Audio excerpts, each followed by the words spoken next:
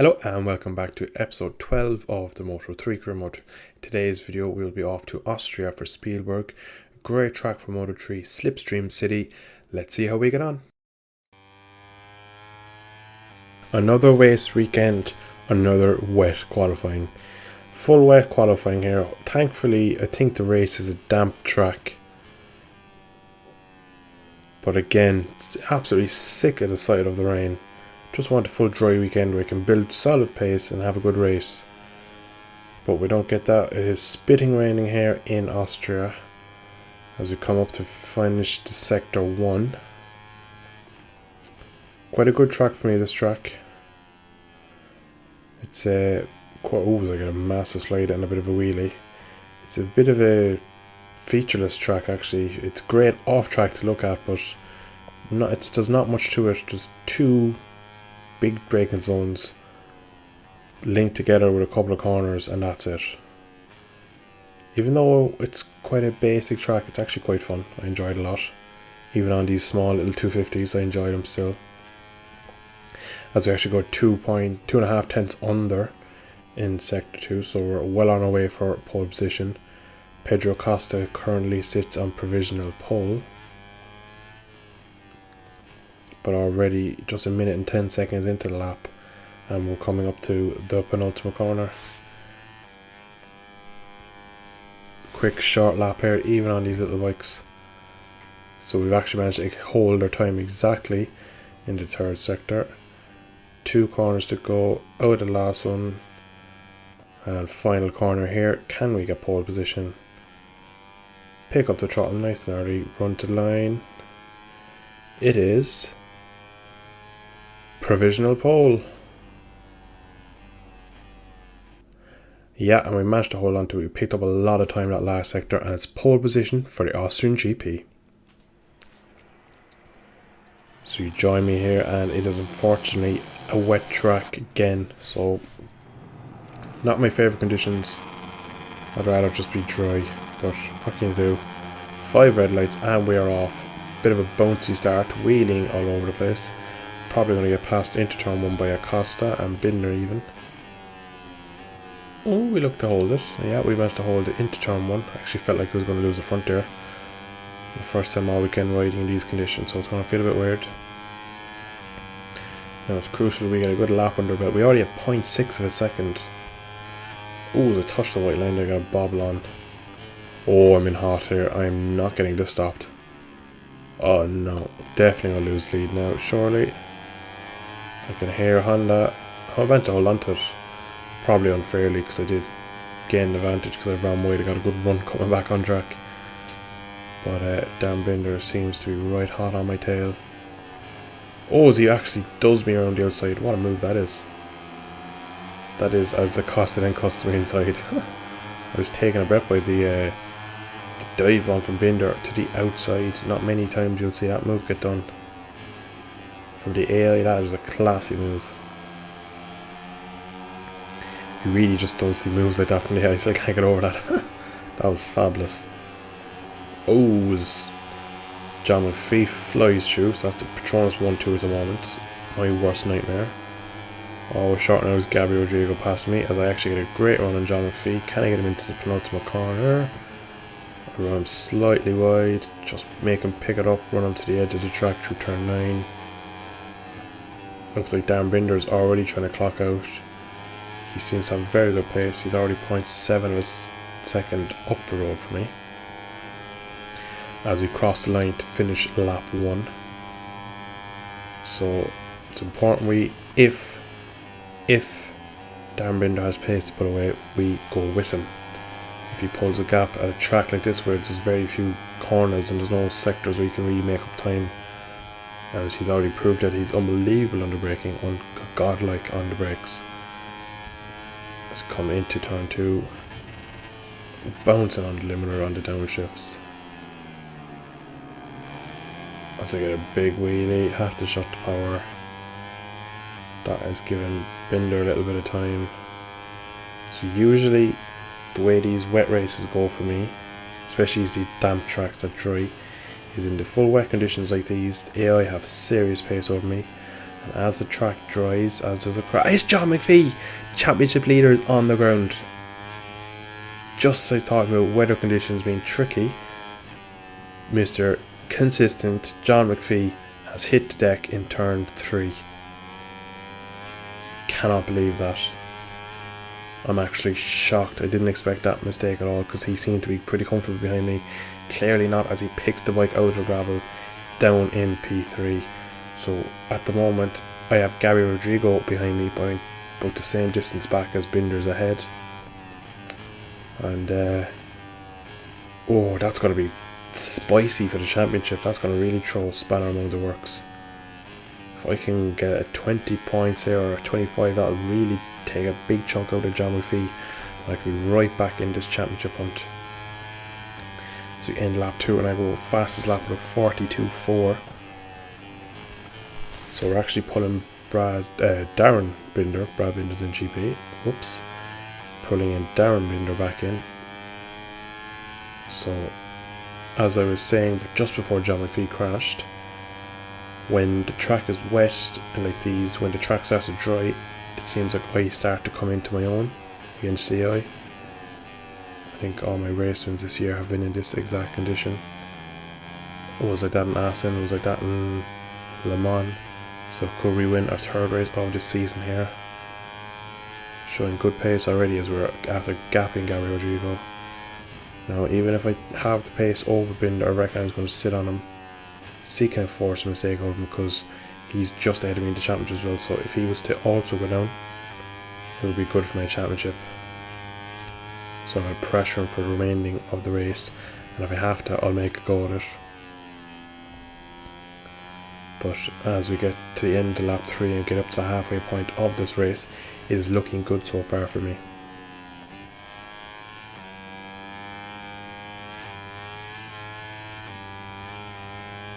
Over 1.7 back to Gabby Rodrigo, who's just ahead of me in the championship, I think.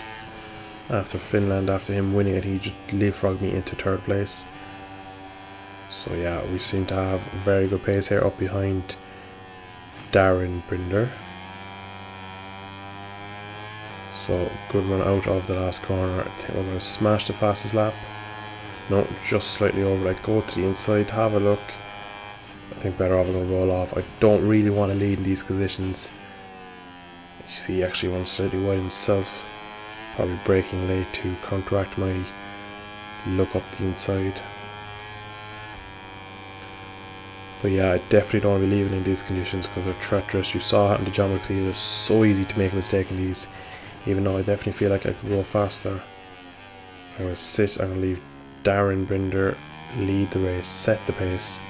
And I'm going to react to him, and in the last few laps, if I haven't managed to get past him and he stayed on, I'll give it a go at going for it. But for now, I'm going to hold fort, I'm going to sit in behind him and try and wear him down.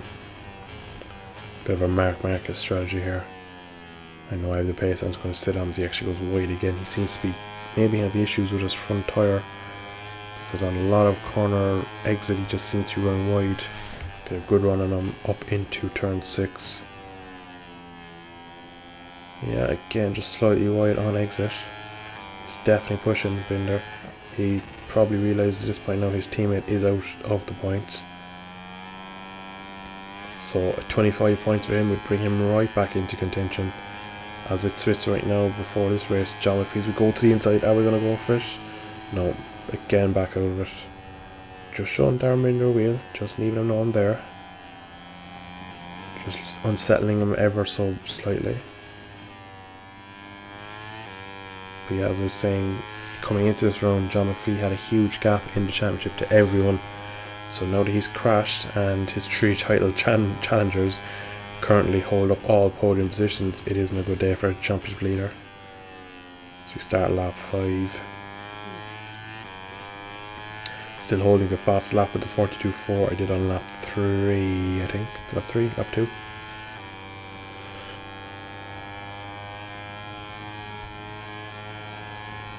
So again, go for a little look up the inside, go back to the outside, get a square run up the hill.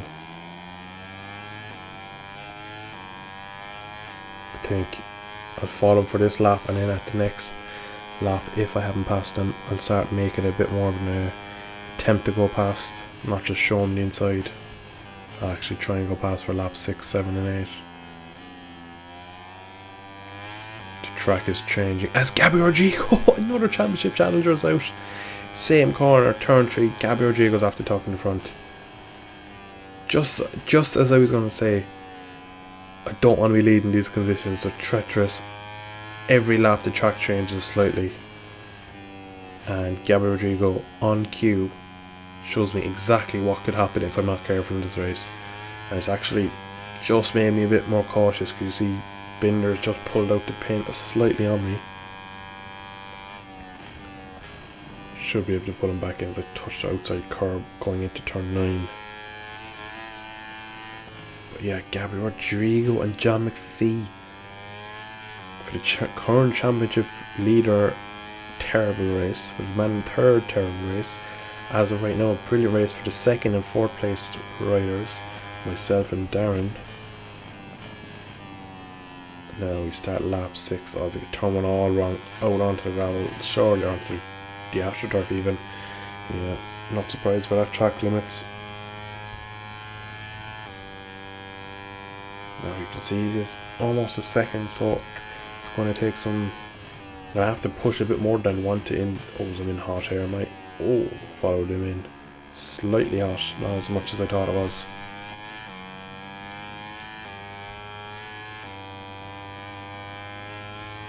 Massive gap of 3 seconds back now to Tatsuki Suzuki, previous race winner in this season. We managed to get back onto the back of Binder, so if I can just get close to him and maybe try and move on lap 7. There's not much I can do at the end of this lap really.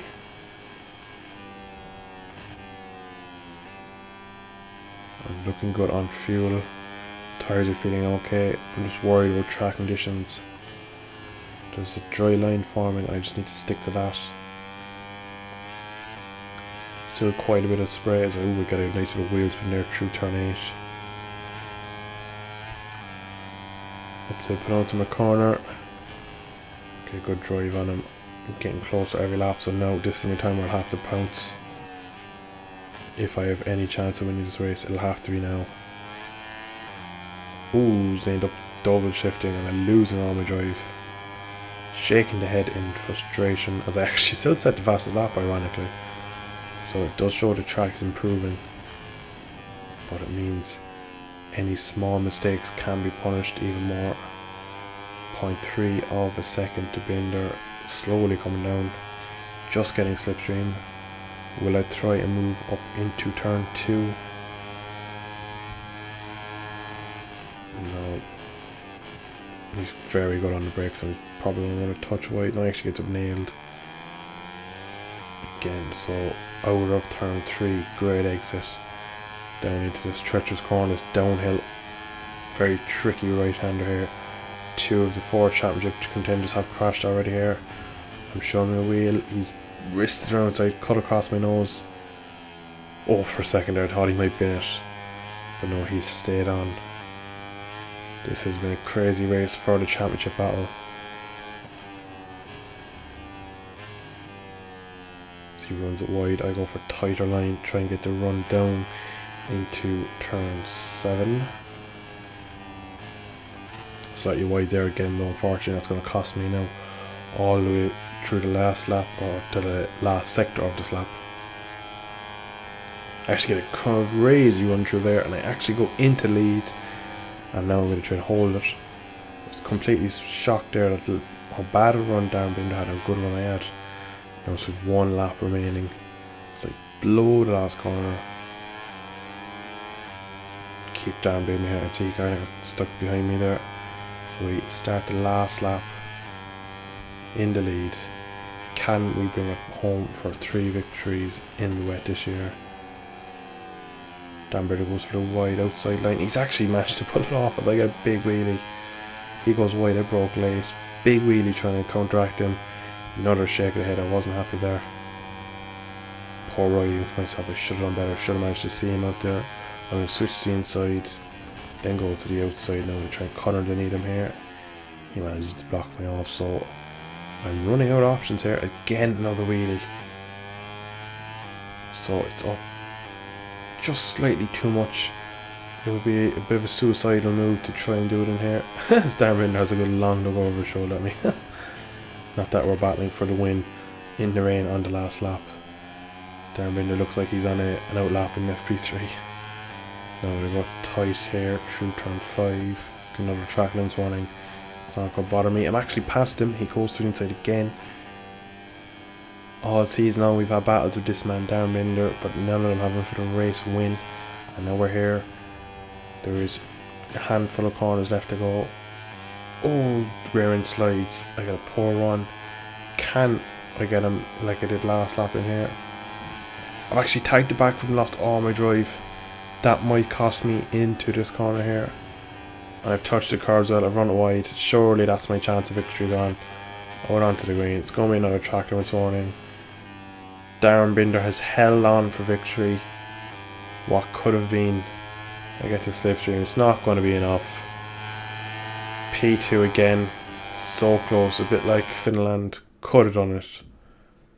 But still 20 points is brilliant.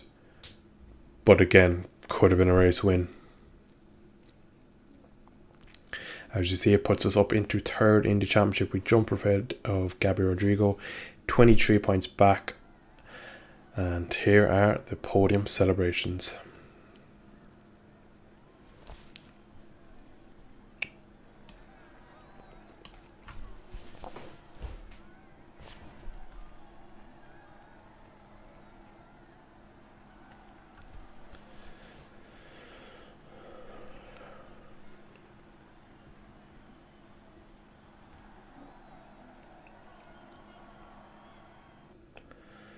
So I'm going to leave that episode here for today. Thank you all for watching once again. Up next it is Silverstone, I think, which I've yet to ride on this track. A track I've been to in real life, a great track. McPhee goes into his home race leading championship. Can I claw even more points back on him? We shall find out in a few days' time. Thank you all for watching once again. I'll see you in the next video.